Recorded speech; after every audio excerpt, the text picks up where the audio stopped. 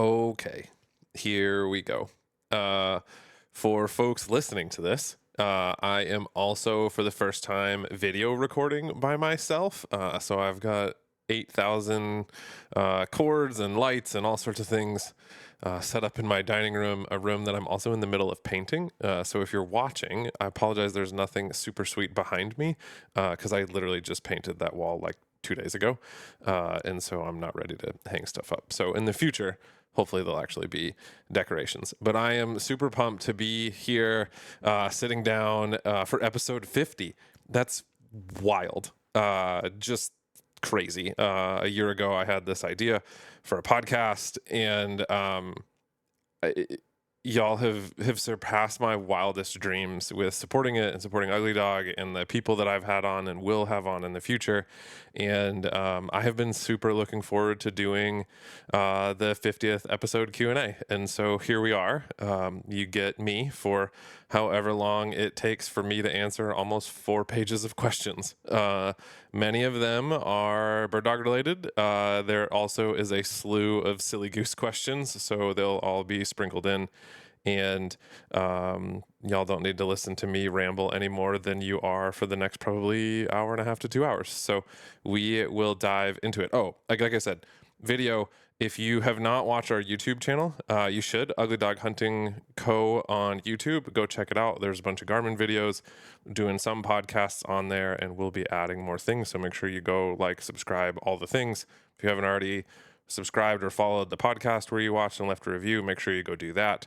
It just helps us grow and get out there. And then if you like a particular episode or you have a good question that's in this episode today that you want to share with somebody, send it to them. Shoot it to them with a text and say, hey, at minute marker XYZ, go listen to this. It just helps the show grow and spread the word about Ugly Dog. So thank you.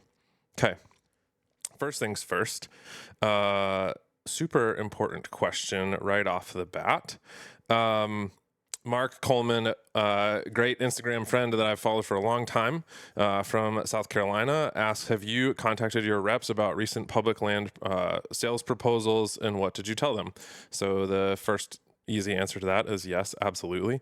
And whenever I do that, I really try to focus around the importance of public lands as not only conservation and sort of the traditional and historical implications of that in terms of managing and conserving land for wildlife, for soil and air quality, as well as the economic drivers of tourism and hunting and fishing and hiking and biking and camping and all of those types of things. And so I choose to call, particularly here in Minnesota. I think phone calls, if you've done any type of political advocacy or lobbying, writing is great, form letters less so. So whether it's like BHA or any other organization, if you are taking their form letter, while it's great from a numbers perspective, making sure that you put your personalized spin on that. And again, being appropriate. Don't be like the raging person coming out of the woodwork with a bunch of cussing and whatnot. Put some intelligent thought into it, and it goes a lot farther. That said, you're way better off calling. It's really disappointing what's going on for folks that aren't following. There really has been I can't remember the name off the top of my head, something about production on public lands bill that was introduced in the House that really is aimed at really increasing extraction opportunities on public lands, which for those of us that really care about wildlife and landscape conservation is a problem. And so there also recently was an amendment that just failed in the Senate that could have protected public lands. And unfortunately, that amendment failed. So, it doesn't look like folks are really being heard on this particular issue, or they're being outvoiced in other realms, particularly probably monetary realms coming from lobbying interests. But that doesn't mean we should give up the fight. So make sure that you're leaning into those conversations, look up your representatives, call them, email them, send letters, get your friends to call them, etc. The more voices that can be heard on that topic, the better. Okay. We're starting off like two hot topics right out of the gate. I like perused these real quick, all of these, and moved a couple things around. A friend asked me like a super serious question that I'll end on, but there is a bunch of silly goose stuff sprinkled in here, but not yet. Okay. A couple of folks asked me, I want to hear your actual opinion on the VDD system versus NAVHDA. You've referred several times to draughts versus wire hairs without super going into it, and as well as thoughts on JGHV and why dogs aren't different enough to justify distinguishing. I want to clarify, I think it's fair to distinguish between particularly draughts and GWPs, or even like DKs and short hairs. In my experience, and I'll own this as like a less informed experience, like Kleiner Munsterlanders versus small Munsterlanders, but particularly draughts and DKs versus wire hairs and short hairs. What I mean about there's not difference is genetically there's not difference. I would love for somebody to present data that is contrary to that. With the exception of like you see particularly like super white wire hairs, like no, not appropriate. But from a breed perspective, like this is so far even from like the French Brittany to the American Brittany argument. Like those are two very different dogs, and when you look at them, they're very different. Wire hairs to draughts, I mean, you can look at some wire hairs and see that they're a little taller, a little skinnier, or draughts that are much more bigger boned and more barrel chested and those types of things. But really, in my brain, it comes down to stylistic differences. A German dog is particularly going to be built more for the all-around application that is required in Germany and Europe. So, you're going to think about something with a lot of fur drive. You're going to think about something that is really, really good from a forest hunting perspective, where you're using it to drive roe deer and different things, as well as going with that fur drive and big game drive is a bit of gur. I would tell you the underlying issue that I have with the VDD, and I'm happy to talk to folks about this, and I'll be super honest, is that, and not to say that this doesn't exist outside of the VDD, particularly in wire hairs, is mental stability and temperament around family and home is generally not a first priority. My experience is it's drive, and that pops in very bad ways. My first dog was a draught, could not have her around my sister's kids. And it was always like this push-pull with my family of like, let the dog out. And I'm like, no, you don't understand. Like, she is very fearful of children. And when she's fearful, she's going to attack. She's like, that was sort of how she operated. Like, if she was afraid of something, she was like, well, I'll just eat it and then I'll be done with it. And there are going to be people that listen to this like, oh, that's a stereotype. Oh, it's not common. I appreciate that. A week ago, I was in the cigar shop and I had a guy talking to me about how he might rehome his draught because it's too much and he can't trust it even with him, let alone people coming into his house. And I've been in this game long enough and played with enough of them and seen enough of them, judged enough of them, that it is clear that yes, it is getting better from a temperament perspective. This isn't 1995 anymore, but I don't trust it. And again, that's a personal decision. Part of it is I don't want to manage it. Like I like a dog with a lot of punch and an attitude, but like let that pop in various ways, like from a stubborn perspective or a run perspective, not I need to watch you like a hawk because you're going to turn into a heat-seeking missile perspective, as well as an American, the more we can get away from fur drive, and at least for me, the better. If you have a DK or a draught or any other JGHV dog that you use on fur, great. Knock yourself out. You're using that dog for its intended purpose. I'm never going to knock them. I love them. But for me, I'd rather not deal with skunks. I'd rather not deal with porcupines, groundhogs, raccoons, possums, you name it. It's just not for me. That said, what I love, particularly about the very German dogs, is their tracking ability, their dead game recovery ability. That's something that a draught does super, super well. I mean, that's what got me into bird dogs, honestly. It was I got a draught to blood track deer, and then somebody exposed me to all the bird dog training, and I just fell in love with that. I used to be a hardcore deer hunter. So I think if, you know, to be clear, like my first dog was a prize one VGP dog. She did all the tests. I participated in all the tests. I didn't necessarily like some of the political bullshit that came with the VDD at the time about, booting dogs out of the system if they were involved in NAVHDA or putting breeding restrictions on them or anything. I do think it's fascinating for a system from a breed perspective that was well known for breeding best on best, whether it was a mutt or not, if you think about the foundations of the breed, to all of a sudden then being like, nope, we've perfected everything. Here are our dogs, and we can only breed to these and only if we make standards. Yes, you make rules over time, but it's my podcast and I can play devil's advocate all I want. I really would like to sit down and talk to somebody that's super knowledgeable in that system with a lot of history that can speak to some of these points. So, if you're listening to this and want to have a chat, or somebody, feel free to reach out. Shoot me a DM or an email or whatever. And as long as we can get in the same place to record, I'd love to have that conversation, because at the end of the day, as long as you're involved in a system that is aiming at breeding better dogs, you'll get there. You'll get better dogs. Again, for me, I would love to see the breeders in that system prioritize mental stability a little bit more versus just like go and eat it. There's a reason that those dogs are known for having the stereotypes that they do, because it's true. Again, not on the whole, but it's easy to find examples pretty close to home. So again, recognize that might be controversial, it might turn some people off, but A, it's my lived experience, and B, it wasn't like literally it came up unsolicited from me a week ago in a conversation with a guy. So, it is more common than folks would like you to believe. Okay. Cameron asks, if you could go back to the very beginning of your hunting career, what is one thing you would do differently that you would have changed, that would have changed the way you do things currently?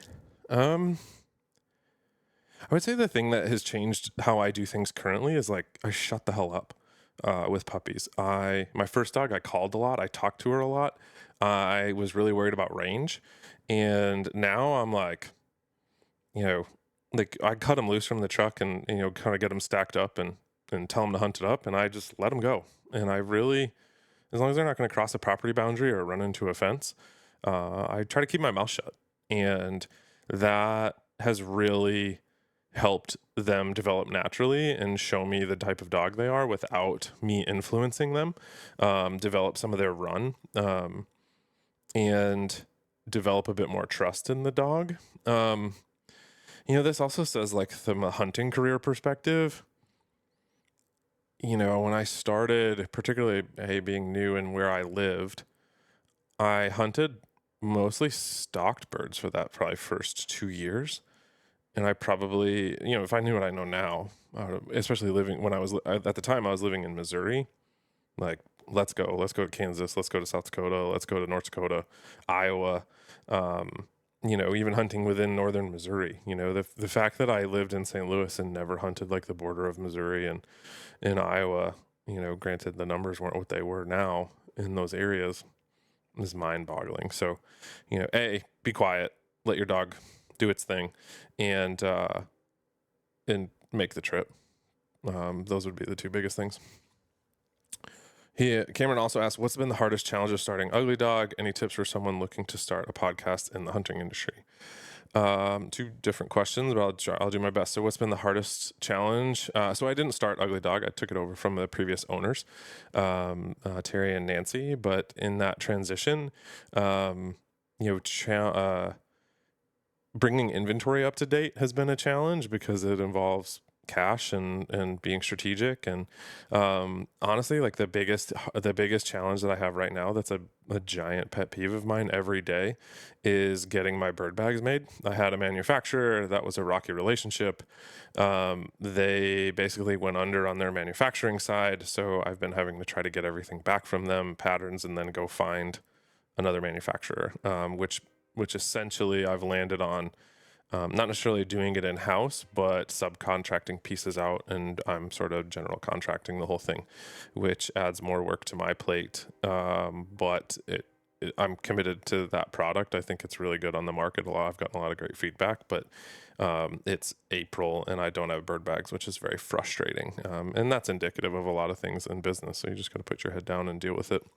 Related to the podcast, consistency is key. Audio quality is key. Those are two things that I really hung my hat on.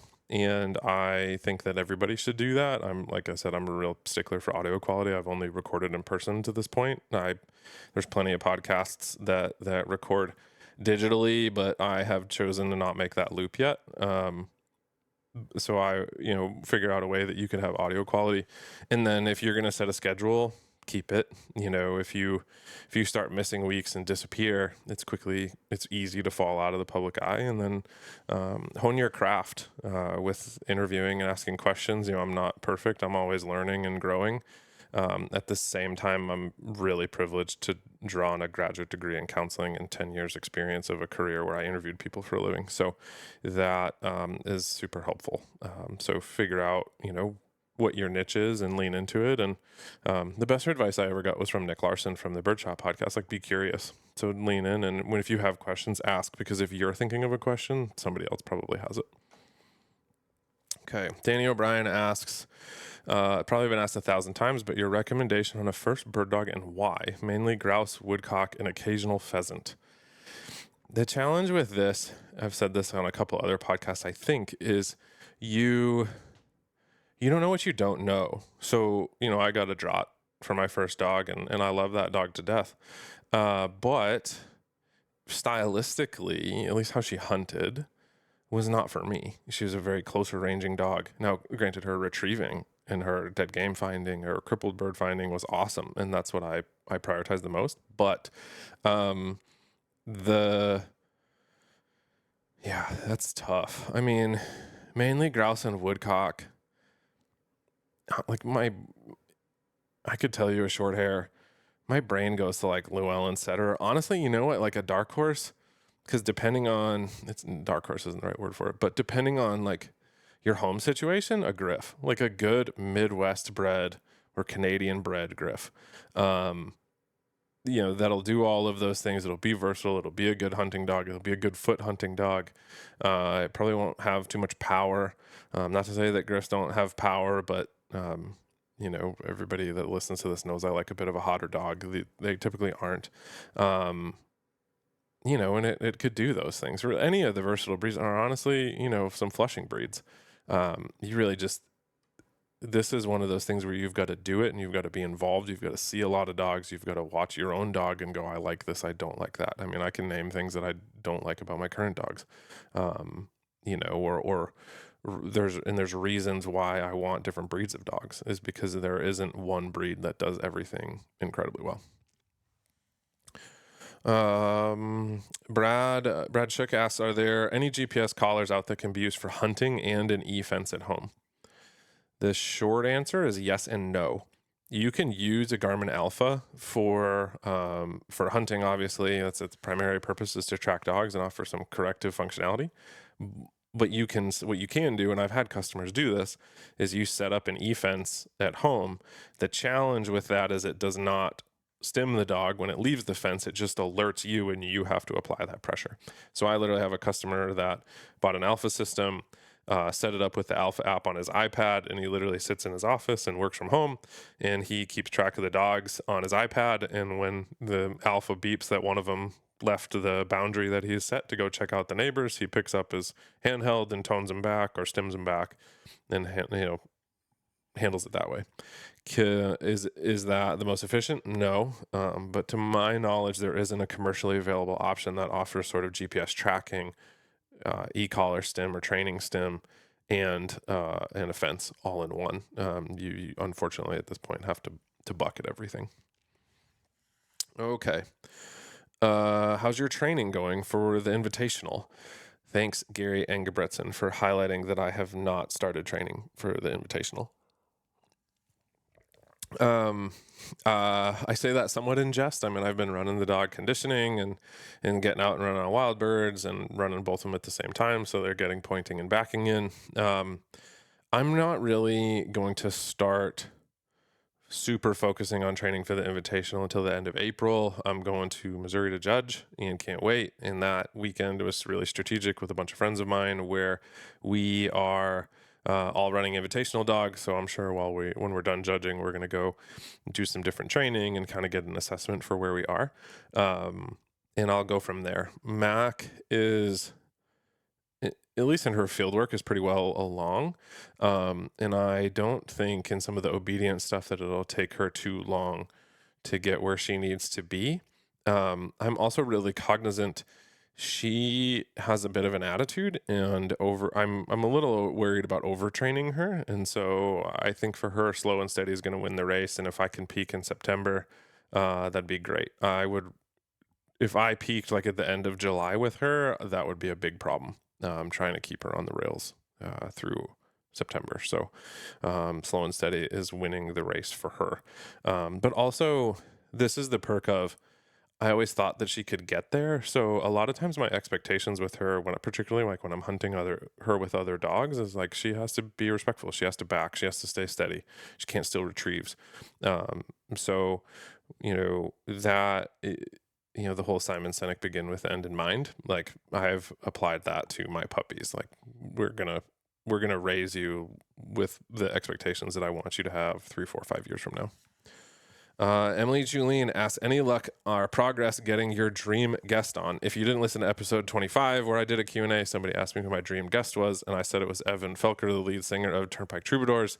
No, there's no progress on that front. Nobody has pulled the rabbit out of a hat to put me in touch with him. Just yesterday, they announced they're coming out with a new album in a couple weeks. Or maybe this week, I don't remember.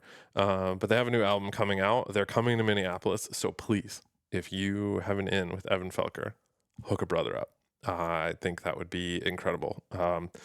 I've heard that he has draught. We could have the draught conversation because he has draughts, or at least he used to. I think he has pointers now too, for sure. So that would be sweet. Emily also asks, turkeys ? I'm assuming that means, am I going turkey hunting? Maybe. I've been turkey hunting. I've killed one turkey in my entire life, and that was pheasant hunting in Wisconsin in the fall when you can legally hunt turkeys in the fall, and I shot it over a point, over my draught, which I used her propensity to murder things when I shot it and went, I don't know that is dead. I know that she'll get there and handle it. And so as soon as I pulled the trigger, I told her to fetch, and she tried. It was a little too big for her to retrieve, but she tried.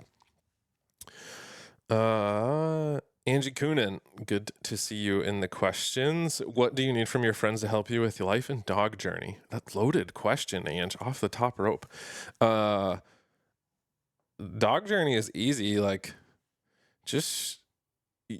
I think particularly at the level that I operate with training and with friends and whether you're a beginner or not, like surround yourself with people that'll tell you the truth. If they think that you're doing something wrong, if they see something in your dog and that you want them to have the ability to speak up and tell you like, hey, did you see that? What's your read on that? This is my read on that.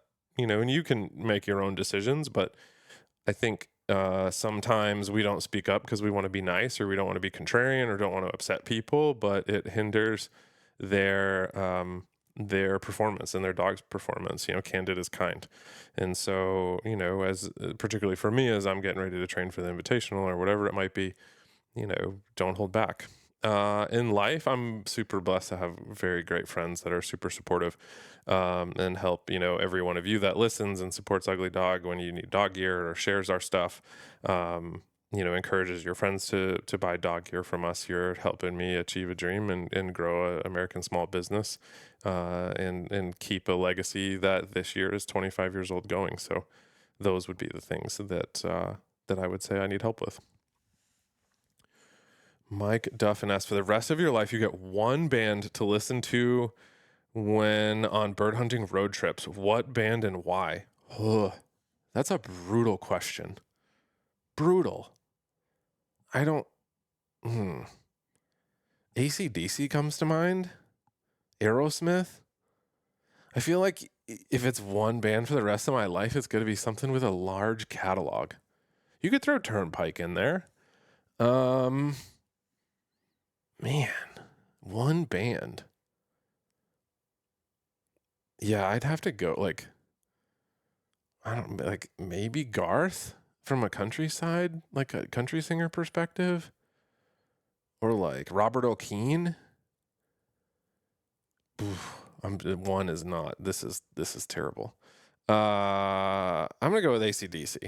Like, I don't know, like starting the truck to Hell's Bells every day. Like, how could you go wrong? You just like start jacked up every day. Like, let it rip. Yeah, let's go with that. Krantz. Mike Krantz is in here with some silly geese questions. So let's see what we've got here. Okay. What's been your best antique shop find or most exciting? That's a good question, Mike. Mike and I do, like, we love like crash and vintage shops, particularly for cast iron. So I found, if you're a fellow cast iron nut, I found a pre-1960s Wagner, a number 10, about 2 months ago for like $40, which is a steal. So I'm pretty proud of that one. But I also end up buying a ton of like sporting stuff, whether it's books or art, glassware, different things. I have probably the most fun one that I have is it's a crocheted ruffed grouse that I found at a vintage shop in Georgia a number of years ago, and it's framed and it's sweet. So that one for sure. Okay. Oh, and he comes with a heavy hitter question too. I can't remember if I answered this in episode 25, but I'll answer it again. Given current ag and land use practices, if I had the ability to remove pheasants and other non-natives from the landscape, would I? If agricultural and land use practices are going to stay the same, no. In my opinion, all that would do would be to reduce opportunity. If we were going to do large-scale habitat restoration to more native landscapes, yeah. If you're telling me that all of a sudden you can get more prairie chickens and sharptails in Minnesota, or put sage grouse back in like parts of Oklahoma and Kansas and in a number of other places, like absolutely, for sure. Bring like quail back to southern Wisconsin and like northern Illinois. That'd be bonker. Like grouse, you bring grouse all the way from Wisconsin, all the way down like into Indiana and Kentucky, like put a banner population in Kentucky. I was just at a cover dog trial this weekend talking to a bunch of guys, 2 of which had come all the way up here from North Carolina. And that dude was telling me about days where he was flushing 25, 30 grouse in the southern Appalachians in western North Carolina. Let me tell you, I have hunted those mountains in the last 5 years. In over a 5-year period, I didn't move more than 5 grouse. So, if in a perfect world, if I could wave a magic wand and create optimal landscape conditions for native species for North America, done. Like, pheasants are cool. They're growing on me. It's like a chess match. I get it. Yes, I am like deeply in love with Hungarian partridge and I love chukar. But if you could fill that landscape with native species, done. Easy. Okay. Brock asks, is there anything in your 2 current dogs training that you would change how I trained?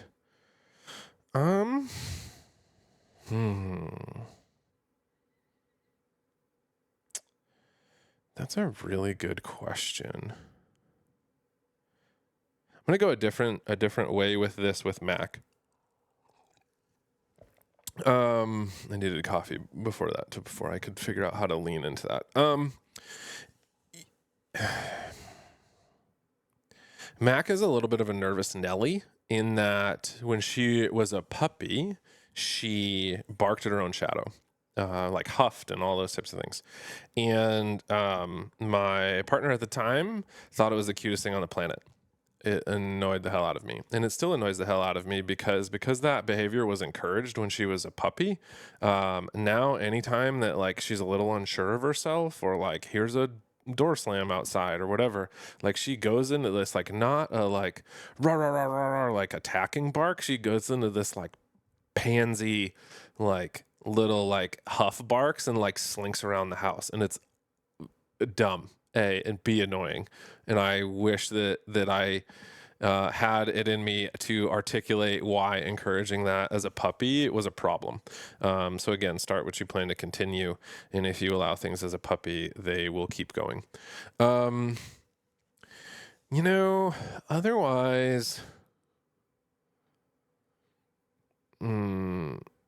this will come back to bite me, I'm sure.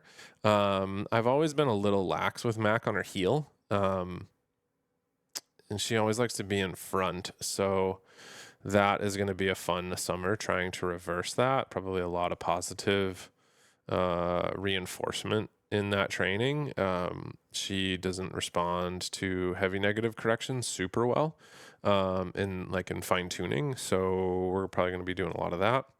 For Nash Potato, honestly, I probably should start training him. I have just kind of like let him be a house dog and also be a hunting dog, but with zero expectations. He backs naturally and is super stylish, but as soon as the other dog like takes a step, he's like, oh, it's mine, and he's going to race to get in front. So this summer, he is going to learn what steadiness means. He's also going to get force broke. So need to get on those things.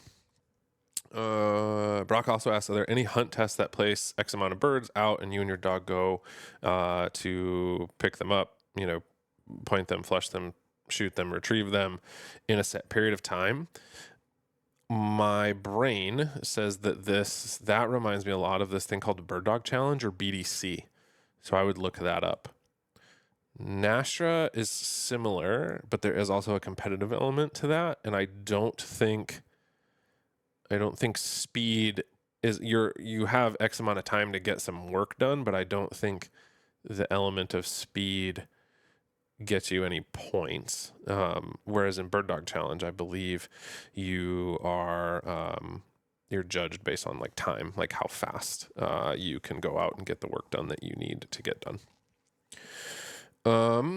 Most underrated versatile dog. I don't know who, I didn't get copied over who asked that question. All right, Malcolm Gladwell, Blink. First dog that comes to mind would be a Munsterlander, probably a small one.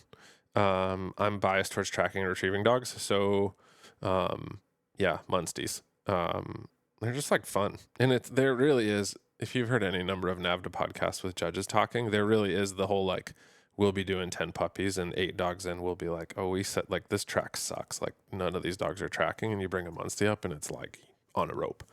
And I just love seeing that. So, underrated. Yeah, I'd go with a Munstie. Why not? Somebody else asked, training females in heat, when to quit, when to push through. I have seen dogs in heat perform really well, and dogs in heat perform not really well. I think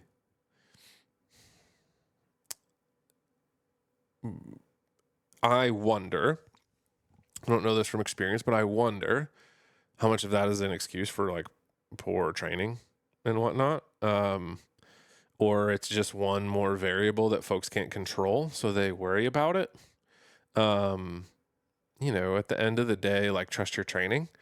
And also like read the dog. Like whether it's in heat or not, if it's clear a dog is confused, if it's not getting things, like making them do repetitions is not helpful. Back up.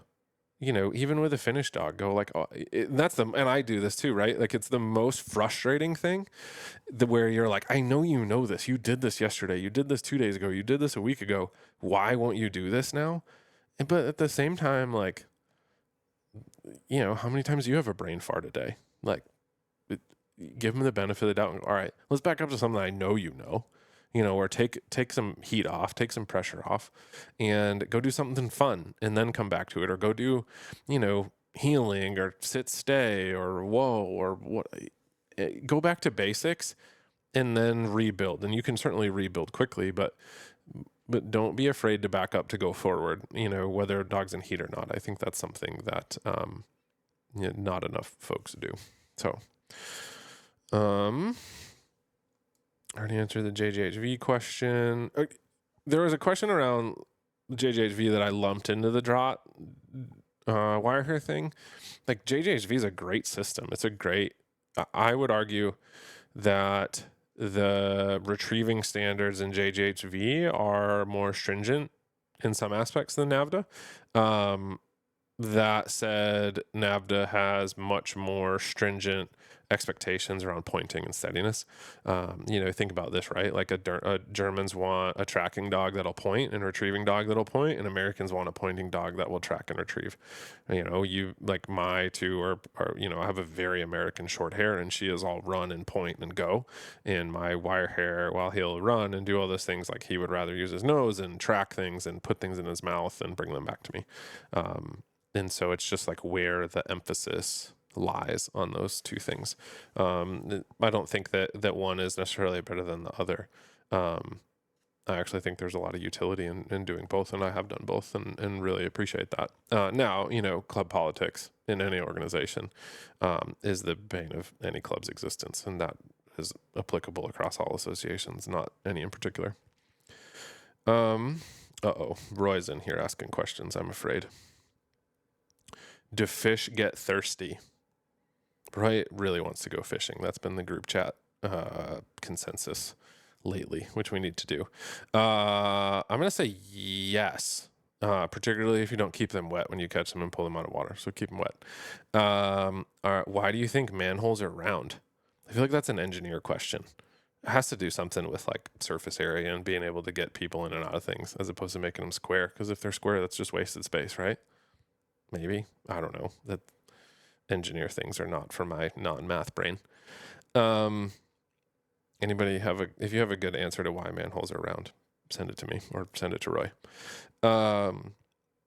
Top 3 must-haves for training season. Oh man, 3 things for training season? Ooh.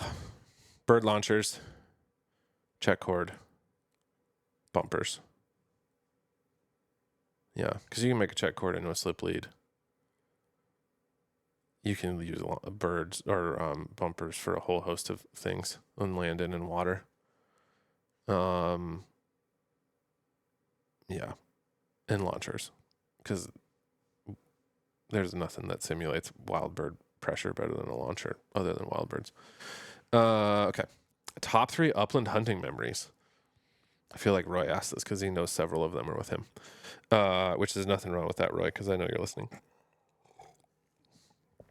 Number 1, my first dog, Plexi, my draught, I hunted 2 seasons of rough grouse with her, and I stated many times to my buddies, Roy included, that I didn't think she had it in her to point rough grouse. I was young and green and didn't know and didn't understand exposure over time. But I repeatedly would say that I didn't believe that she had it in her to do that. And I think it was her second rough grouse season. It was right after deer season, so it was late in Wisconsin. So deer season in Wisconsin is Thanksgiving week. So after that, birds opened back up. We took a day trip up north to go hunting, and she pointed not 1, but 2 different grouse. I killed both of them. One of them was gigantic, and its fan is in my desk on display.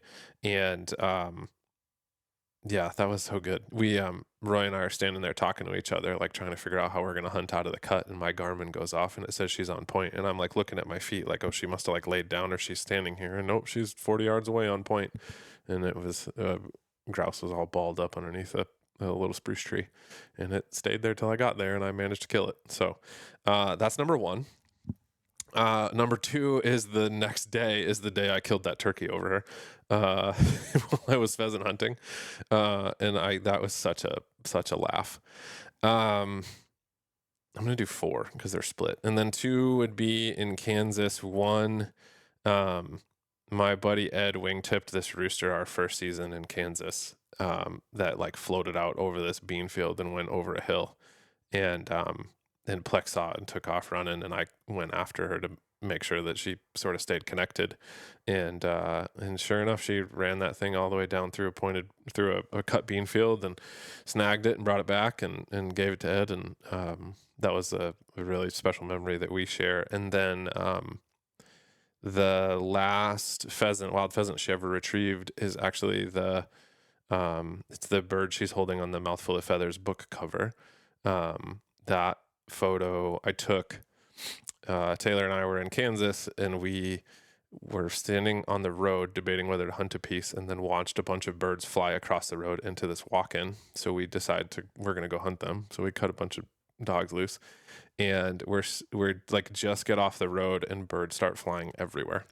And Taylor shoots this rooster in like over this patch of wild sunflower where he shot it, and I looked at it and I went, that bird's winged, and that bird is not dead, and I don't know if we're going to get it back.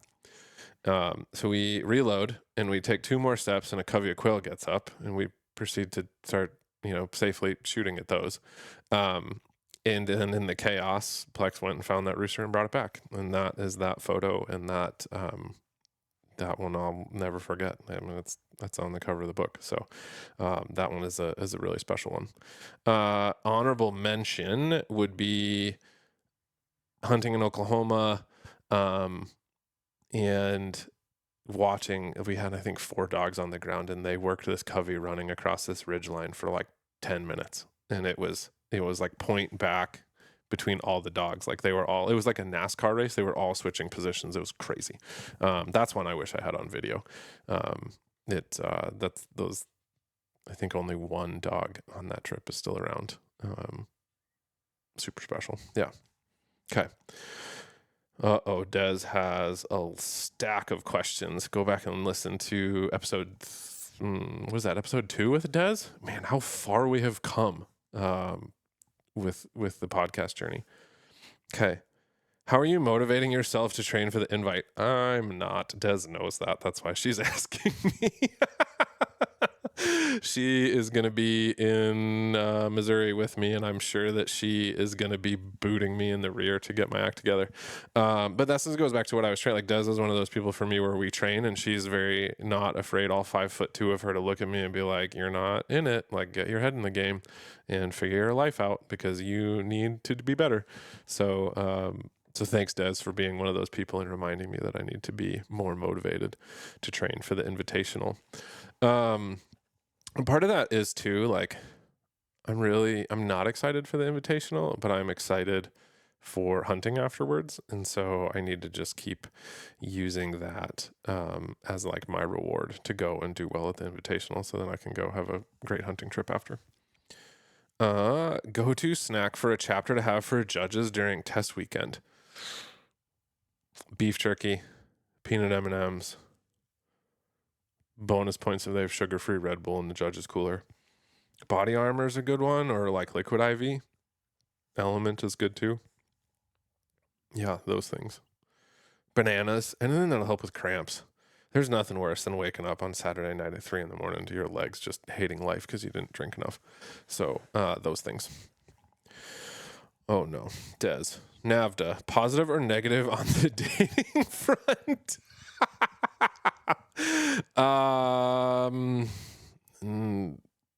Here nor there. Apathetic. Not apathetic. That's not the right word. Non-issue. If somebody has an issue with me being involved in bird dogs or NAVHDA, they're not it. I have a list of things that I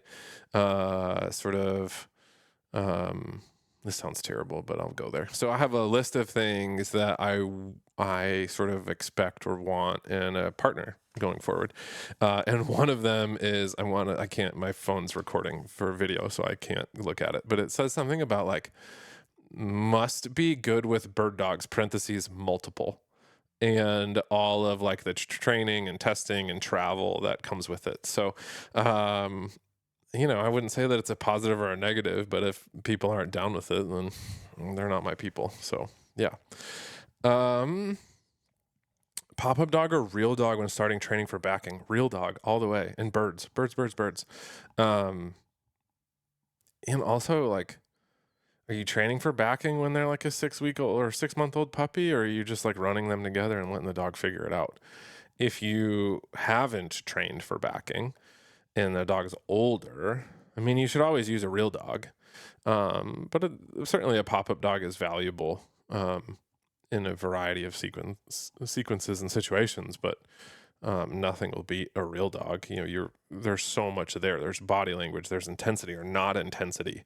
Looks, it's a way different backing look with my white short hair or a white pointer or a setter versus a Brocco or a Griff. Or a Brittany, any American or French, a Munster, dogs maybe that super like find a dog that's super soft on point. Maybe pick a dog that's not steady. Like all of those types of things. Like the more the merrier. But a pop-up dog is a very contrived situation. So there's places for it, but more can go wrong than can go right over time. So be cognizant of that. Number one tool or piece of equipment for training for the invite. I'd go launchers on that one. So obviously your field stuff, but you can use them. You're going to use them for double marks.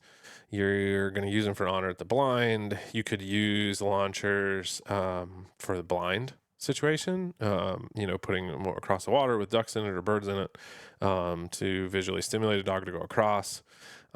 So yeah, I would say bird launchers for sure.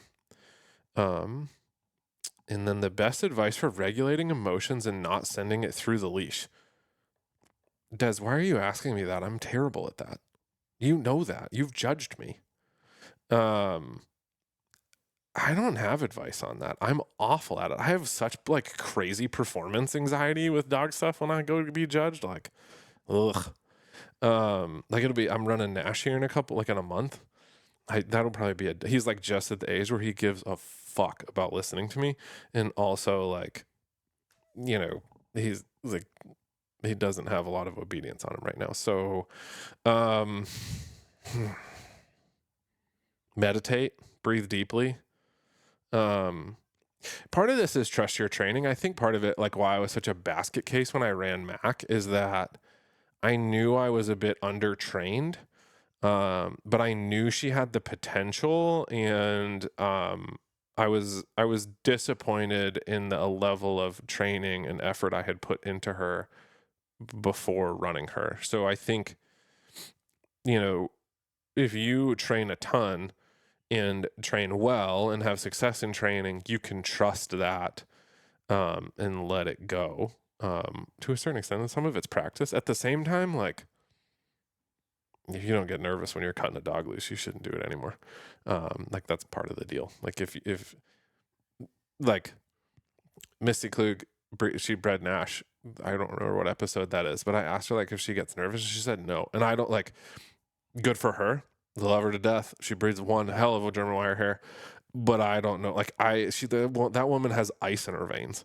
Like I'm a basket case. Like I don't know how you can do that. So, Des, call Misty. Ask her because I am not the person to ask for that. Trad Lassie from Instagram asked, force fetching a sensitive dog. She waits next to the bird after ensuring it's incapacitated. So like what are tips and tricks for force fetching a sensitive dog? I would say go slow and use a lot of praise. I mean, I like to take my time force breaking a dog anyway. And I also like to make it really clear, like black and white. So like if you do really well, you're going to get a lot of praise. You're going to get, maybe like rewards, like use high value treats and all of those types of things. Like who the hell cares if it helps paint like a do this, not that with a dog, like let it rip. But also like take your time and don't be afraid to back up. Don't be afraid to go slow. Don't be afraid to get others' perspectives. Now be careful with that, right? Because the only thing that two dog trainers can agree on is what the third one's doing wrong. So beware of like bouncing topics and whatnot, but find some people or a person that you trust, get some feedback. That doesn't necessarily have to be in person. You can video your sessions and send them to people, but go slow and really focus on maintaining that relationship. Be firm and maintain expectations, but maintain that relationship, and that sense of positivity will go a long way. Zach asked, when am I going to have the Boykin Spaniel expert Chris Midge on? Whenever Midge gets over here to Minnesota. He keeps wanting me to go to Michigan, and I appreciate like that they have grouse and woodcock in Michigan, but I'm going to drive by a ton of woodcock and grouse here in Minnesota and Wisconsin to go to Michigan. So Chris, when you come this way, like to go to North Dakota with Ryan or something, we need to sit down, and let's make it happen. JF Pelletier asks, is the apprentice program hard? Is it fun, brutal? Would you recommend it? That's a great question. I wouldn't call it brutal. It's hard and it's super fun, and I definitely would recommend it if you go into it the right way. So the best apprentices go into apprenticeship curious. They go in with a sense of wanting to learn. They don't go in with a sense of knowing everything. Particularly with me, if you have me on a crew and you act like you know everything, that won't be a good day. And I don't say that because I know everything, I don't. And no judge does. There is not a judge in NAVHDA, and in my opinion, in any bird dog game, that knows everything. So you always have to be open-minded. You always have to be curious. You always have to be willing to learn. And particularly as an apprentice, right? The point of an apprentice program, whether you're being an apprentice judge or an apprentice electrician or a plumber or whatever, is to learn. It's not to prove that you know everything. And so go in with that mindset of growth and how can I learn? How can I get better? What do I need to do to be better? And that will go a long way. Always ask questions.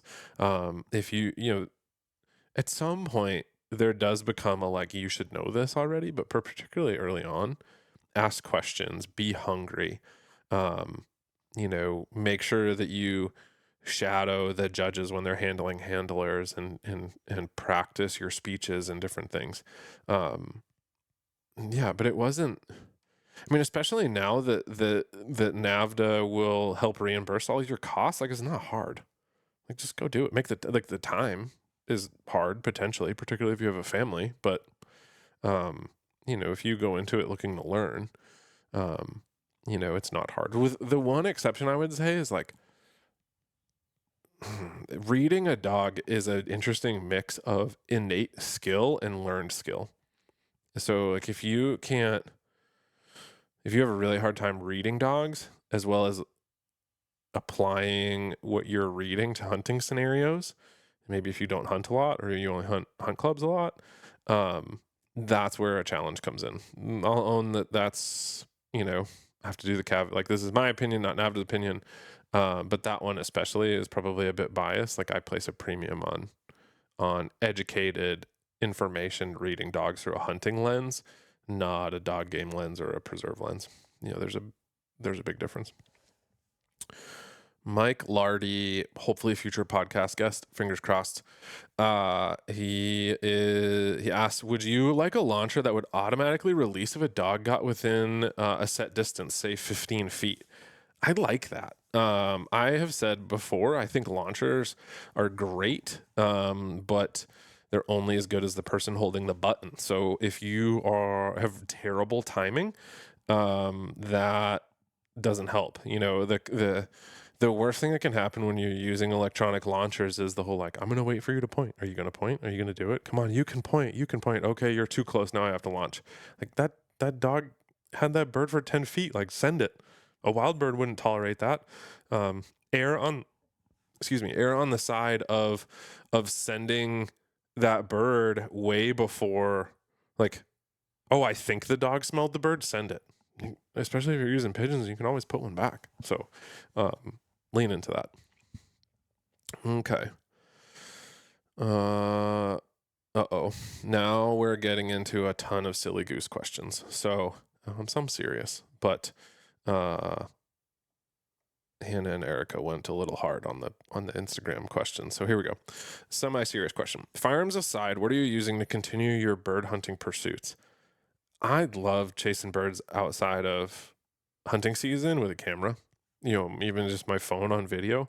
It's a good opportunity to practice what I talked about earlier of like just cut the dog loose and shut up, be quiet, let them do their thing, let the birds teach the dog. So those for sure.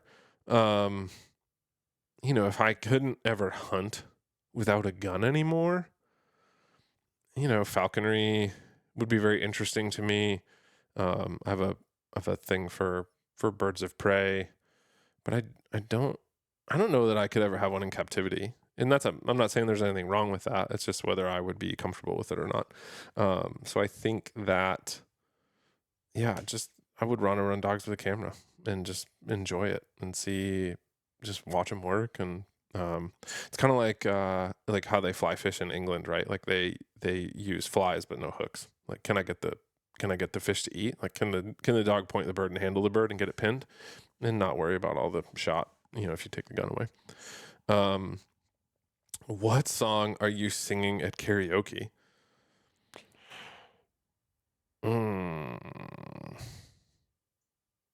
That's a great question. Don't Stop Believing by Journey? Like, that's a certified banger. I feel like then you could hide. Like, I can't sing worth a damn. So you could hide behind that just by like getting the crowd into it. I'm going to go with that. Y'all are nuts. Erica, give me a break. Is a hot dog considered a sandwich? What about tacos? Did I not answer this question in episode 25? Or I think somebody asked me this on like the Friday Instagram Q&A. Yes. I mean, the hot dog especially, like, it's meat wrapped in white bread. So yes, that's a sandwich. I mean, it's just like a hot dog can just be a hot dog, but sure, if we want to get technical, it's a sandwich in my brain. Tacos. I don't think tacos are sandwich. Like that goes more like wrap or burrito from like, granted it's not closed, but yeah, I don't know. I'm going to go tacos. No, hot dogs. Yes. If nothing else, just because the medium is different. Like one is bread and one is a tortilla. See, like the things you learn on the Ugly Dog podcast. What's your process for conditioning a dog and building heat tolerance? I'm afraid of heat. You'll hear why later.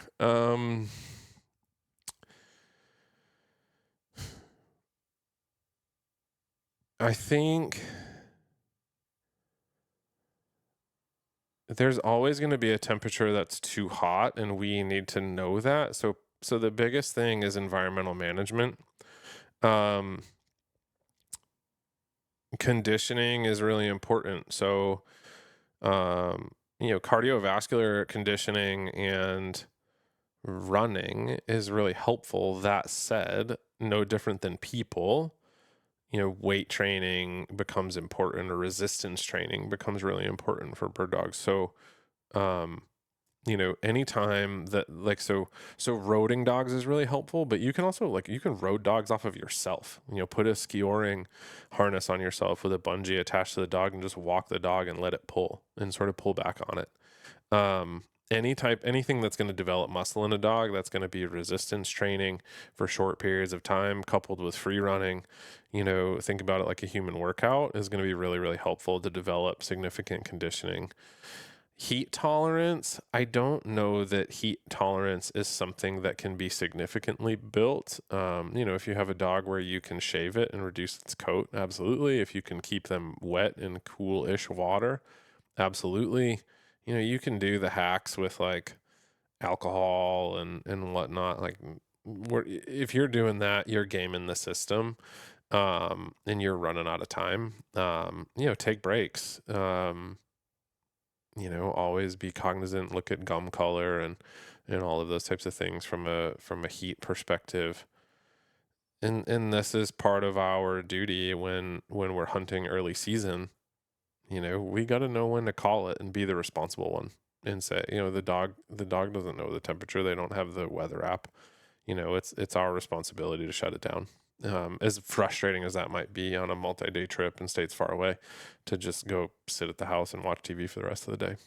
That is the ability to do that will serve you way better than anything that you can do in the field to build heat tolerance. Can you study a pointing dog without using launchers or only using kick traps? You can, for sure. People have done it. Like, that's why they exist, right? The kick traps are using birds or planted birds. I think the challenge becomes, can you do that in a way that doesn't impact a dog's intensity, that doesn't impact their style? Because anytime you're introducing some of those like kick traps and things, you are introducing an extra layer of cue, of influence, right? Whereas like with a launcher, you can hit the button and the bird will fly away. And if you're using pigeons, that bird's not going to come down. So the bird can still teach the dog. Whereas if you're using kick traps, if a dog pounces on a kick trap, it's still getting what it wants. Yes, it's getting a mouthful of metal, but it's also getting the bird in its mouth, right? Or at least the taste of it, right? They are learning, I can pounce and kind of get what I want. So it's somewhat reinforcing, which you don't want. So, the launchers are going to be better. Or you're going to be running them on a check cord or a half hitch or something to contain the dog, which really introduces a level of artificialness between the dog and the bird. Whereas if a launcher, you just hit launch and send the bird on its way, and you can stim the dog or do what you need to do to get it to not chase and those types of things. You can certainly do it, but again, particularly in dogs that may have a less strong pointing instinct, it probably is going to pop in that pointing, particularly in like style and flagging and things like that. NHL playoffs bracket style, who do I have?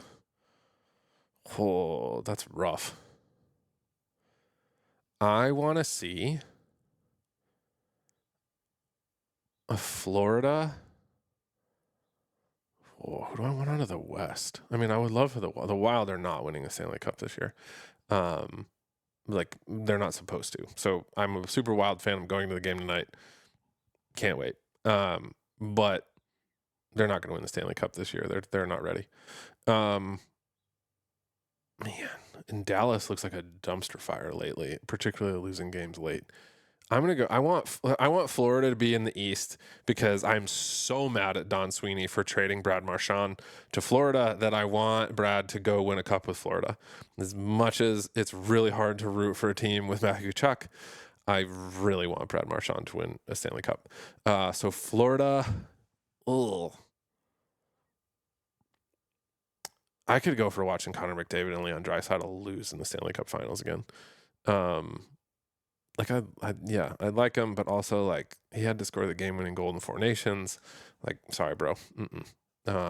We could go for some heartbreak there. I think Connor McDavid's good for the game, but I wouldn't mind seeing him become the Dan Marino of the NHL. That's my hot take. John Yeager, knowing your schedule is very full, what hunts trips are you planning this year to fill your cup back up? That's a good question, John. Honestly, I don't have anything new. It's all the typical ones I normally have. So Montana in September, grouse camp in October. Started this trip to South Dakota with a bunch of my fraternity brothers for pheasants right after opener. That's become super, super fun. A couple of them are getting puppies. And then Kansas in November for quail, which is always a super treat. Deer camp in December. I really want to go somewhere in January. I really need to. I need the break. But we'll see. Yeah, those are the big ones. Spending a little bit more time hunting around home, hunting grouse here in Minnesota. Might try to get up to Pine Ridge and guide a bit for Jerry. If you're listening to this and are interested in becoming a guide, Jerry's looking for guides for this fall. Unsolicited plug. But reach out, Pine Ridge Grouse Camp. Reach out to Jerry. Tell him you heard this on the podcast and say you're interested in learning more about that. I don't know the specifics, but talk to him and figure that out. Oh, Lord. Hannah Peterson, what questions have you put in here? I'm afraid. Who is who is going to be in your Men of the Uplands 2025 calendar, and can I submit requests? How many times do I have to say there will be no calendar? I'm sorry. Yes, my buddies nicknamed me Mr. July. I've told that story. No, there will be no calendar. Can you submit requests? Let's try to do like let me think about this. Like, who would I put in a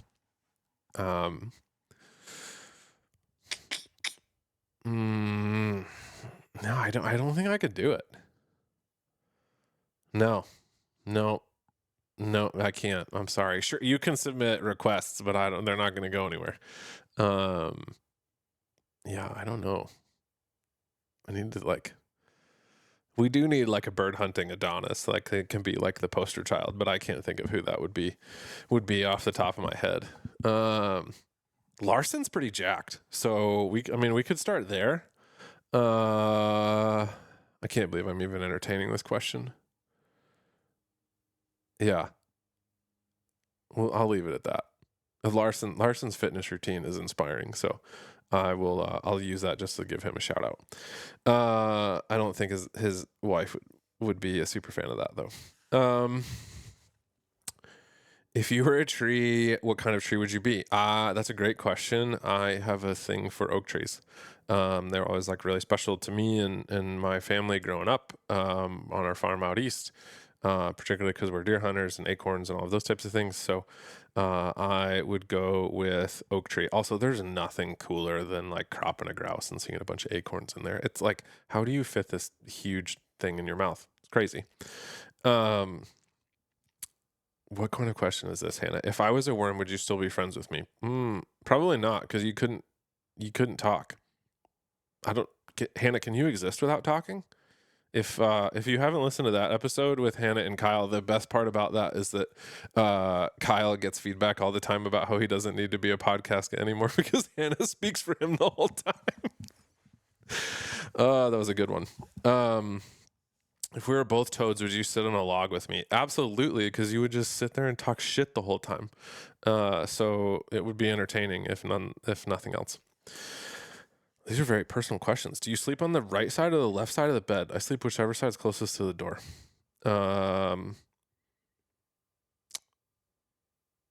Socks or underwear first? I have no clue. I don't pay attention to that. I don't know. Sorry. This is the problem. I put this out there and then I'm like, okay, I'll answer all the questions. Hooray for being committed to transparency. Favorite color, forest green. This paint, if you're watching, the paint behind me, it's bamboo black. Shout out to Nina Hookstra for sharing her paint wheel with me. I love it. It's like super gray and dark because of the video and the lighting, but it is like a super, super dark green and I love it. Also the ugly dog colors, right? Like dark green. Will you name your next dog after me, please? No. Hannah's not a good call name for a dog. Like, it's not. You need something sharp. Like, that like rolls off the tongue and cracks. Hannah is not that. I'm sorry, girl. Evan Roberts, what are some negative effects of hunting social media influencers? Spicy question. I think I've said this before, and I'm certainly guilty of it too. Any conversation that trends absolutist is dangerous. And I think that you see that in social media and hunting a lot, and it's not good. Yeah, that would be the biggest thing. I also think there's a way to disagree with class and not crass. And a lot of them really disagree in a very tasteless, crass way. And I think that, the more we can get back to like legitimate civil discourse, particularly on the internet, I think the world would be better off. And there are people in the hunting space and the social media space that don't do that. And that sucks. So like, let's not do that. In the other pieces, I've said this before, like there's a propensity to display hunting as only about the kill or how many birds you killed, whether you shot a limit or not, pile pictures, all those types of things. Like, is it really about that? Like, yeah, we're going hunting and we want to pull the trigger, but like, is that the only thing? What about the dog work? What about the scenery? What about sunrise, sunset? Like other cool stuff that you saw. Um, like my friend Erin was telling me a story about her and her dad found a moose shed hunting, and like literally because like he took a step and she watched the ground where he walked and went, that was weird, like what was that? And it was a giant moose paddle. Like, I mean, they killed a bunch of birds that day, but they don't remember the birds they killed. They remember finding the moose paddle. Like, but does that portray in social media? Probably not. Um, so how do you make it more about the things that really matter, the community, the education, the experience, than just pulling the trigger? Um, yeah, that would be where I would trend to go with it for sure. Okay. Brett Porter. Someone may have asked this, what's the best way to increase drive for an NA test swim? Practice. You get in the water. Really, it's about making the dog comfortable. If you can get the dog to the point where it looks at water no different than it looks at land, you'll be fine. It's hard now, right? It's winter. It's cold. Water's cold. Maybe there's ice. Um, there's nothing better for puppies than you getting in the water and calling them to you, or like forcing them to go forward in the water to keep up with you. You can certainly too sometimes use another dog to draw another dog out there, but if that puppy isn't super competitive, it actually can cause problems where the dog is like, oh, well, I don't have to go get that, the other dog will. So that's a catch-22. You can use Cheetos because they float.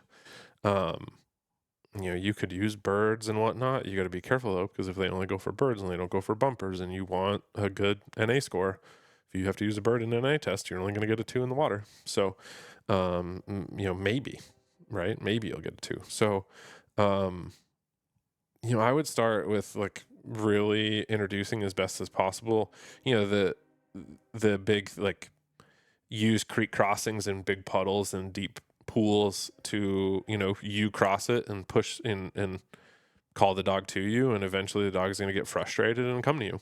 So it's going to have to get comfortable with the water and overcome its fear, and work through its confusion and build its confidence. So, focus on those types of things. Joe Davis asked, plans for guests for the future. Yeah, I've got a couple interviews in the can already. Bailey Peterson, many of you know from Instagram, her and her gaggle of Llewellyn setters and her Munster. We chatted a couple weeks ago, so that'll come out here probably next week after this. And then I also have Yia Vang, the now world renowned chef of Vinai, a top 50 restaurant in the United States. He's been featured in Meat Eater and on the Pheasants Forever podcast. Super, super cool dude. I'm really pumped about that episode. Like, we don't talk about birds a lot, honestly, but talk a lot about hunting and culture and tradition and cooking, and super, super awesome conversation. Phenomenal human. Great episode. Can't wait to put that one out. So those would be 2. I mentioned Mike Lardy, probably his daughter too. Very different perspectives. Mike's a very, very well thought after successful lab trainer that's transitioned to versatile dogs. So that should be a super interesting conversation. And then just kind of seeing where things go. Like I said, maybe we find somebody that's very steeped in the traditions of the German system and have a good candid conversation about those types of things. The other thing I have coming up, NAVHDA, if you're a big NAVHDA person, you know that the UPT test changed to the gun dog test. So we're going to be doing an episode like very specifically on that. So, that I hope should come out in the next month or so. That's a good, rundown of folks coming up. And as always, like, if you've got folks that you want me to interview, please send me lists. Again, I'm really a stickler on like quality. So I really have to be in front of them to be able to do it. I travel enough that even if they're not Minnesota based, that likely, I'm going to be near them so I can get in front of them. So, don't be afraid to reach out. Dog age recommendation for force fetch, and should I wait until after NA? It depends how soon your NA is. For a versatile dog, I think this is hard because there's, what's the breed of dog? How mature is it? Like my drought, I force broke at like 8 months. Um, and she needed it. Like she needed the control. Nash is just over a year old, and I haven't done a damn thing with him outside of hold when he was like a young puppy. So, and his NA is in a month. Now, do I need to start some force fetch between now and then? Yeah, and I will. Um, you can wait till after NA. The thing is, just don't use the word fetch in NA. Like build that bumper, like don't, going back to that like water thing, like don't make the dog sit and wait. Like, why are you adding a bunch of obedience into this? Like none of that matters. And honestly, as a judge, like we're all sitting there like you're doing all this stuff and candidly, like all you're doing is wasting our time because like we're trying to get through 10 dogs. Like it's good. And I understand like behavior and repetition and expectation. I preach all of those things too. But in the test, if you're worried about that dog's drive towards the water and going in the water, like don't put in barriers right now. Build that drive and put the barriers in later. So similarly, like with this situation, like just build their drive to go after the bumper. Who cares whether they fetch or not?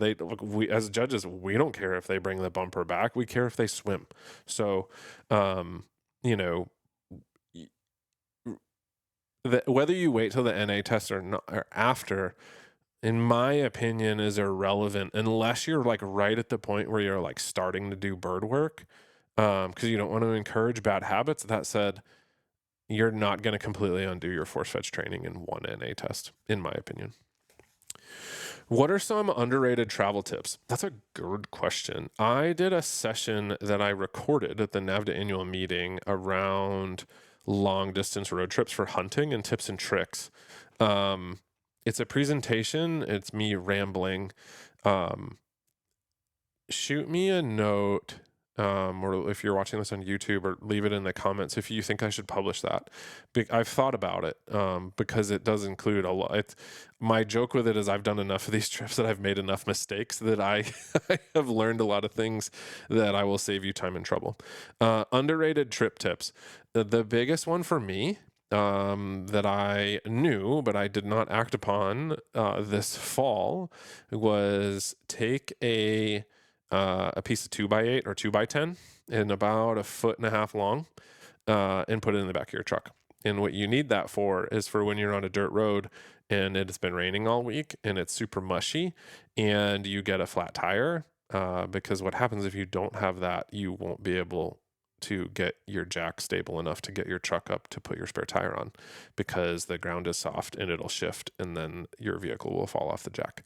So don't be like me and require a buddy to drive 2 sections over to a farmhouse to steal a piece of wood and just carry it in your truck.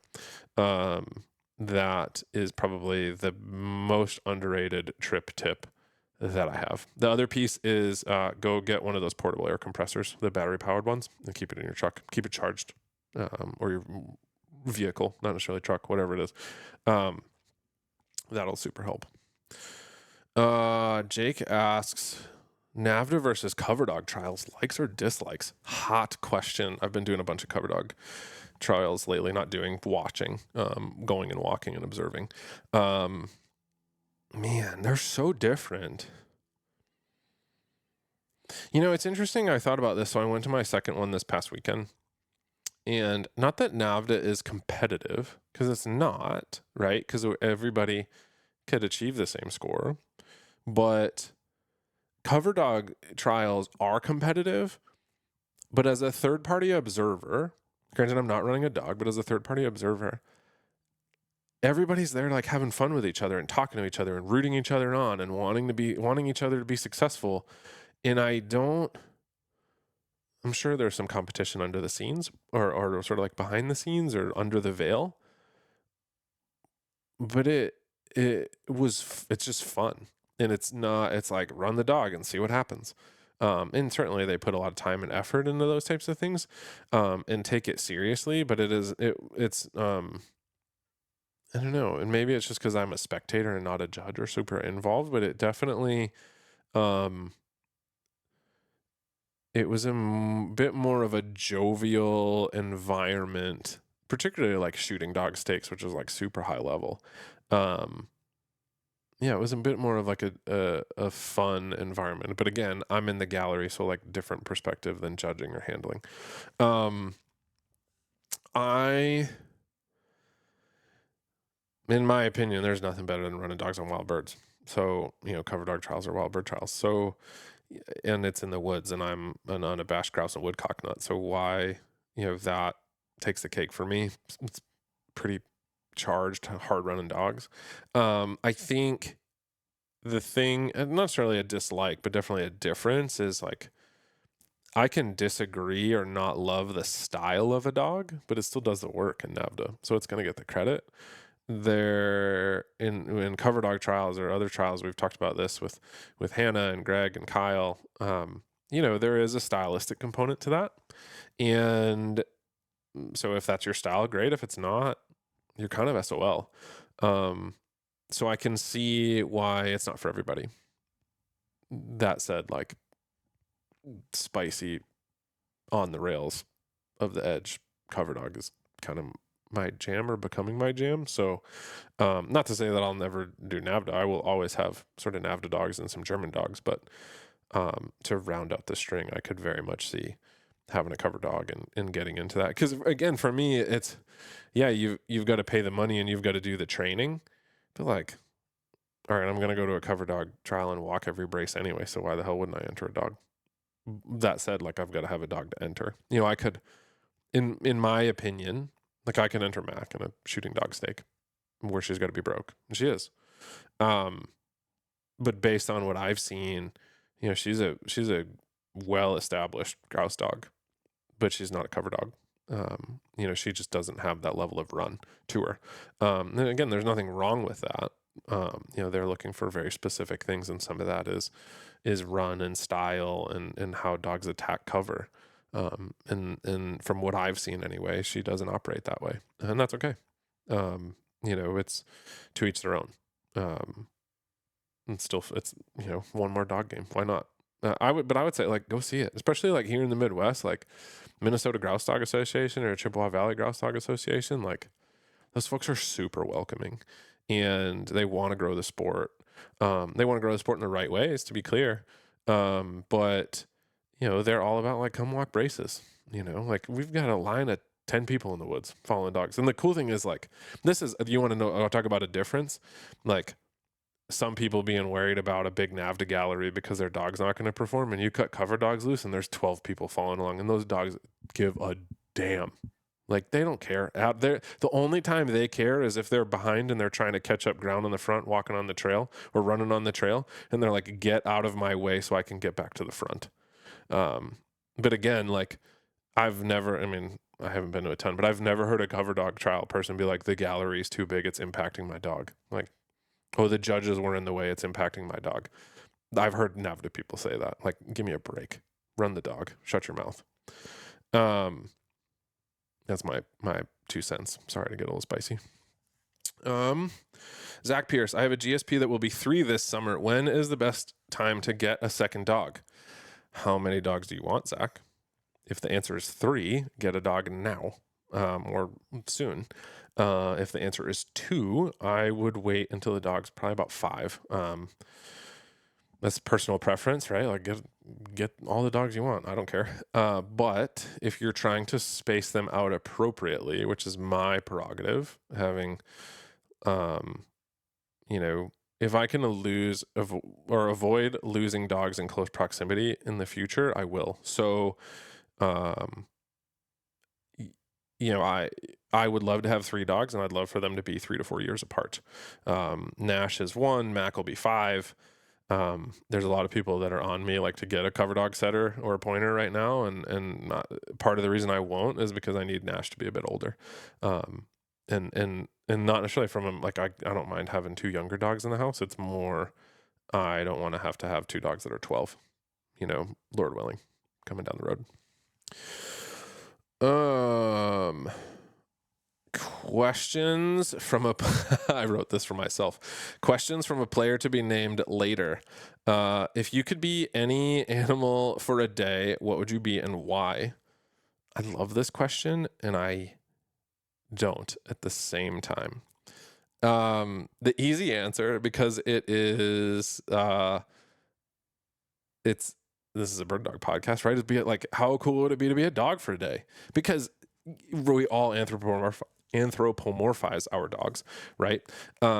So it would be fascinating to learn how much of that is or is not true, how much of what we believe about dog psychology is or isn't true, physiology, how they approach their day, whether like from being on a dog bed or sleeping on the couch or being in a kennel. My two are upstairs while I'm recording this, like locked away. Like, are they bored out of their mind and pitching a fit, or are they like just truly like happy and content? What's it like to be in the truck?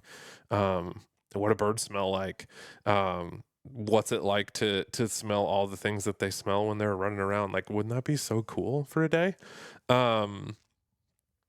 Yeah, that would be one. Um, if I had to pick any, I wouldn't pick dogs. I would like for the education, but like for the whimsy of the question, um, I have this thing like for birds of prey. So give me, hawks, eagles, osprey, probably an osprey, because there's water involved. And like I love flying. So the freedom that comes with that, like in the truest sense of the word, like the bird's eye view, like how cool would that be to be like, I'm going to go like look for all of these things and fly wherever the hell I want. And see what the world looks like from that perspective all the time, as well as like the agility and the acrobatics that come with being able to fly like that. Like, yes, please. And you have like talons on your feet. So you can be like, nah, not for me. Whack. Like, here for that. So those would be my two answers. Is pineapple an acceptable pizza topping? Yes. Firm yes. If you're not a pineapple on pizza person, I'm sorry. But it is totally an acceptable pizza topping. Yeah, full stop.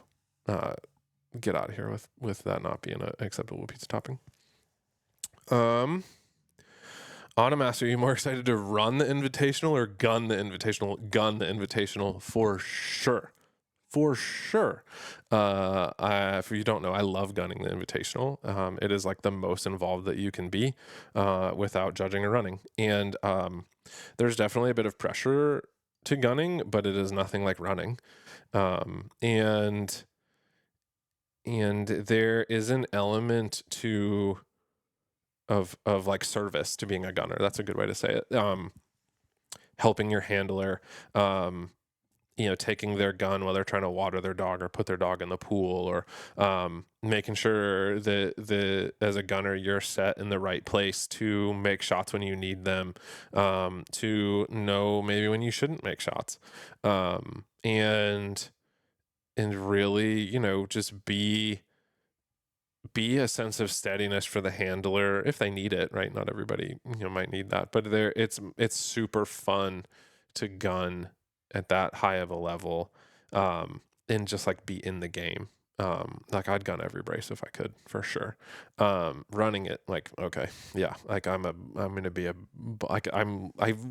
viscerally feel myself getting nervous just like talking about running. So yeah, gun all the time, every day, for sure. Okay. Last question. This is a heavy one. I didn't think I would get here this fast. So my buddy Joe from RPM, who does all our collars and some of our leashes and check cords and different things, he, after I did the last Q&A, he asked me why I've never talked about how I lost my two dogs. And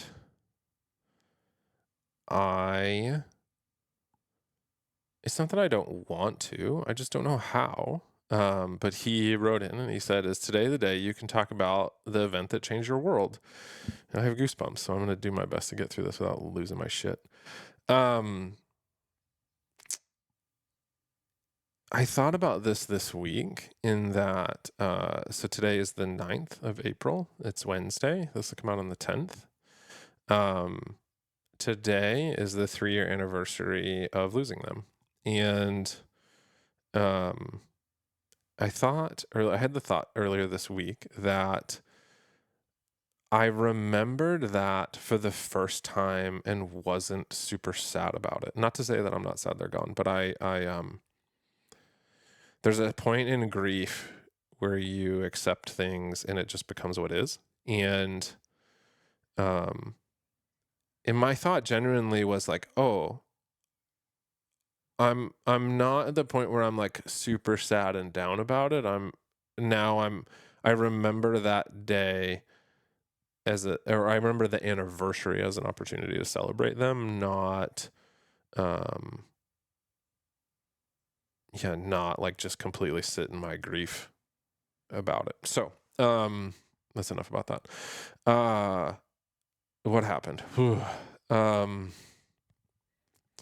buddy Ed told me this when it happened. And at the moment, I didn't think that I would ever really be able to talk about it, but I'm going to do my best. Cause there is some learning opportunities here. So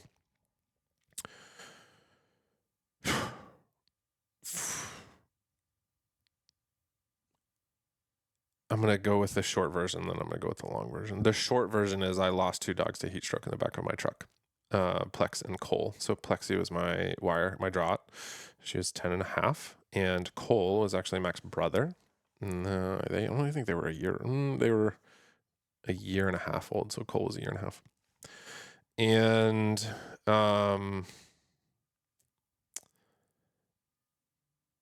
part of it I don't like talking about or haven't wanted to talk about it because I have a lot of guilt about it. Shame is not the right word, but definitely guilt. And I hold myself very accountable to it every day. And there are a lot of people that tell me even since then, like, oh, it was an accident. Like, don't beat yourself up. I'm like, sure, it was an accident, but I have accountability in that. For context, the high that day I think was 52. So, the learning opportunity that I took away from it is that dogs can be cold. Like, I'd rather them be cold. Like if you're listening to this and you still have kennel covers on your kennels in your truck under a topper, take them off. And if you've been around me, like at tests or like when dogs are put up, I'm always like super cognizant about temperatures in vehicles. Because for the rest of my life, I don't know that a day will come where I go to open a topper and don't wonder if a dog's alive in the truck, because I've had the experience where they're not. The long version, I met a friend to go fishing. It's April. It's the very beginning of April. It was 25 degrees that morning. It was cold, like that, like a damp April cold. So I had the 3 dogs in the back of my truck, 3 kennel covers, and I didn't zip them all the way, but I zipped them down a bit, but I cracked both windows on the topper a little bit. We were supposed to run and gun and fish, so like we were supposed to like spot hop, hit a couple holes, grab in the truck, move, yada yada yada. We ended up like getting into fish and taking the run for a number of hours. I want to say we were gone from the truck for probably 4 or 5 hours. And through the course of that, the day warmed up from 25, like literally ice in the fishing guides, fishing pole guides, to, call it high 40s, 50 maybe. The problem was where I parked at the time was shady, but later in the day it got warm. And then this is part of the mental stability piece. My draught was super protective of my truck, and would get spun up really easily. And so, there was traffic on the road and then the parking lot. What happened is that she got spun up barking and pitching a fit about people being close to the truck. And when dogs bark and breathe, they emit an immeasurable amount of humidity. And with the kennel covers and the topper and the windows not being super open, there wasn't anywhere for that humidity to go. And so you have 3 dogs in the truck, and so 3 warm bodies producing heat, and then Plex pitching a giant fit as she was prone to do. And then Cole could get spun up too. So basically like Plex and Cole get super spun up, and are barking and pitching a fit in the back of the truck. Generally when people are in the parking lot, whatever.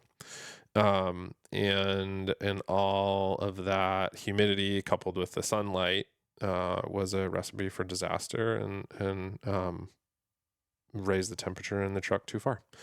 When I got there, Cole was dead straight away. Plex was still alive, as was Mac. I tried to cool Plexi down and it didn't work.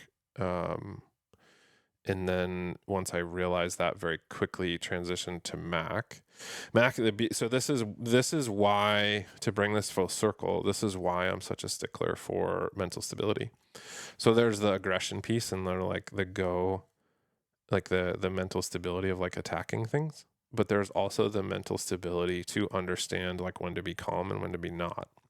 And Mac, thankfully, since the day she was born, has been as cool as a cucumber. All like great in the kennel, just sit and wait. Like I had her out in the house at like 7-8 months old, like running around. She's always just been like, I'm gonna chill. And if she was not that way, she wouldn't be alive. So she was definitely hot. But honestly, like I threw her in the creek and she was fine. I brought her to the emergency vet, and UW-Madison, all 3 of them. And they, this goes back to like the heat tolerance piece. It's something that I pay a lot of attention to, but she technically never had heat stroke. Like she didn't even get hot enough herself to have heat stroke. They basically like chalked it up as like heat induced illness, but not the typical heat stroke symptoms, which typically in a dog that does get heat stroke, for those that don't know, like we say, like it cooks their thermostat. So like dogs that have heat stroke once have an immeasurably hard time regulating their internal temperatures in hot climates thereafter. So it's one of those things, like you don't want it to happen once, because if they live, which in my case they didn't, it's going to be something you're going to manage in warmer climates from here on out. And so yeah, that I went in the span of 5 hours. I went from 3 dogs to 1, and it haunts me every day. And that is a part of why I do what I do with Ugly Dog, is to carry that legacy forward. And I'm committed to education, and I've fought with myself for a long time on how to talk about that. And I don't love talking about it. I don't want it to be self-aggrandizing or for publicity, but at the same time, I've done this long enough that I know prominent people in the game that have had similar things happen. I know not prominent people that have had similar things happen. And it is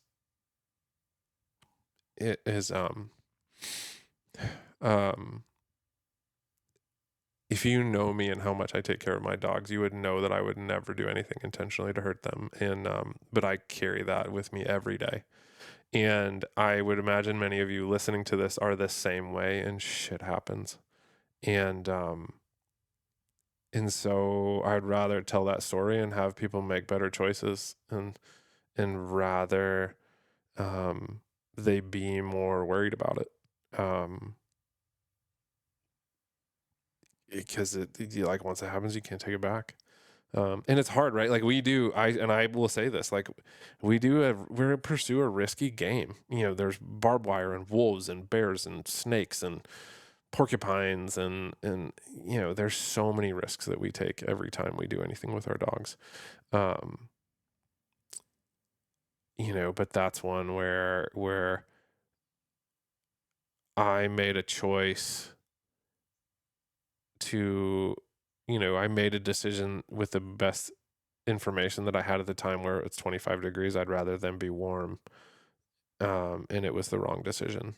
And so I'd rather folks know that, it's a different, like everybody knows what a hot car looks like at 90 degrees, right? In full sun.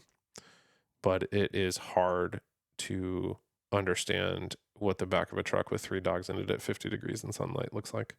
Because you wouldn't think it.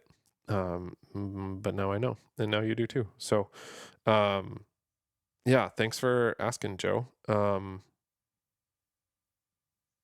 If folks have follow-up questions or whatever, reach out to me. I'm happy to dive into that. It's hard to know what to talk about and what to share specifically, but that's the gist of it. So, and it's ironic. Like I didn't put the pieces together that today was the day. I actually looked at my watch earlier and I was like, oh, it's the 9th today. I thought it was the 8th.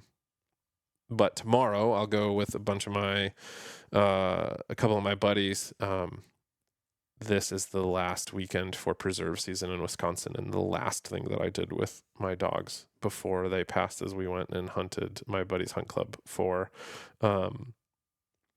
with all the leftover birds, and they showed out, and I have great pictures from that day. And I'm so grateful that I had that opportunity, because now it has become a tradition with those guys, not because of what happened with the dogs, but just kind of because it's the end of the season that we go and we do that every year. So we're going to go do that tomorrow. And for me, I get to carry them with me, for one more hunt, in April, and celebrate them. So, yeah, that is that story. It changed my life. Yeah, like I said, I will never open a truck and not have a bit of worry that something is wrong. And that's the price I paid. Okay. That was the last question. So sorry to end on that super heavy note. But also, again, like me doing, like being a part of Ugly Dog and doing this like it's all because I had them and had those experiences and all like the wonderful memories that I have of them and the people that I've met, and I wouldn't be here without them. So, thank you for listening to me ramble and asking questions, whether they be silly goose questions or gear questions or hunting questions. Education and service is a huge proponent of ugly dog hunting, and my belief on what and mission for what this company could be. And so it's such a privilege, whether they're silly off the wall questions to get to know me and my perspective, or like a really helpful things around force fetch or gear or where to go hunting or tips and tricks. That's what we're about. That's why we have this podcast. That's why we have Ugly Dog Hunting. And so I appreciate you all listening. I appreciate you sharing. I appreciate your engagement and your questions. If you're watching, thank you. This was weird and fun at the same time to do on a camera. So go check that out. And we're like, this is one more example of learning and growing in myself and in the business. Is like, all right, a year ago we started doing the podcast and no video, and here we are doing a little bit of video. Thankfully, I feel much more comfortable with a microphone and just myself and a cup of coffee. So, again, thank you all so much. I hope you have a phenomenal weekend. I hope you all get out and train, and I look forward to hearing what you have to say about this episode. Take care.